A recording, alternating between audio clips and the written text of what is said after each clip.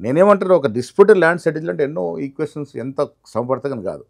ఇప్పుడు ఏవైతే ఉన్న ఫలంగా ఈ ల్యాండ్ రాసుకున్నారు, ఆ ల్యాండ్ రాసుకున్నారు, అంత ఆషామాషిగా జరిగేటువంటి పరిస్థితులు ఉండవు. గ్లోబల్ ప్రచారం జరుగుతూ ఉంది.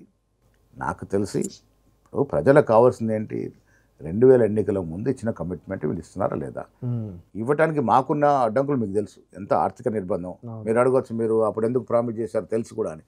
రాబడి అంచనాలు తగ్గినాయి. ట్యాక్స్ రూపంలో ఎంత వస్తాను కూడా అంత వస్తలేదు. అప్పటికి కూడా మనం ఇస్తున్నట్టు 6 గ్యారెంటీల్లో మెజారిటీ అంశాలు ఇవ్వగలుగుతున్నాం. ఉచిత బస్సు మొదలుకొని మొన్నటి సన్నబియ్యాల వరకు ఇవన్నీ కూడా ఒక విప్లవాత్మక మార్పులు సమాజంలో.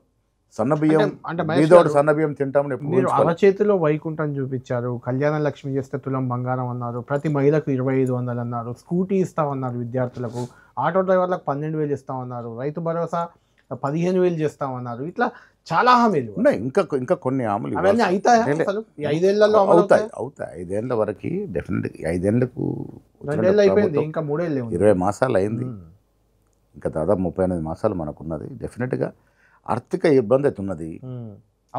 కారణం కూడా మీకు తెలుసు. ఇప్పుడు అవుతాయి, నమ్మకం ఉంది, చేయాలని. 1 మిగులుతున్నట్టు మెజారిటీ అంశాలు పూరించాలని. ఇప్పుడు మెజారిటీ మనం ఇచ్చిన సంక్షేమం ఎవరు కూడా ఊహించలేదు. సంక్షేమం ఇప్పుడు రైతులకి రుణమాఫీ కేసీఆర్ గారు 10 ఏళ్లలో ఇచ్చిన రుణమాఫీ 30,000 కోట్లు దాటలే.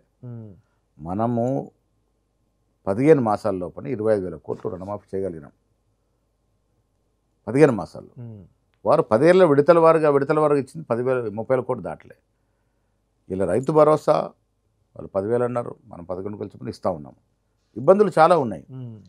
ఉచిత బస్సు కొన్ని వేల కోట్లు దాంట్లో ఇస్తూ ఉన్నాయి. రేషన్ కార్డు, గరీబోడి జీవితం అంతా రేషన్ కార్డు చుట్టూ తిరుగుతుంది. అలాంటి రేషన్ కార్డు ఒక్కటంటే ఒకటి ఇవ్వలే. రేషన్ కార్డులు ఇవ్వడం అసలు పెద్ద విషయమే కాదు. ఎందుకు ఇవ్వలేదు, ఎందుకు ఇచ్చారు అనేది 40 లక్షల రేషన్ కార్డు చర్చ ఉంది. అది అంటే 1,20,00,000 మందికి లబ్ధి వస్తున్నది. అవును. ప్రతి తలకి 6 కిలోల సన్నబియ్యం ఇస్తున్నాం. దొడ్డు బియ్యం పేరిట గతంలో జరిగింది ఎంత స్కామ్.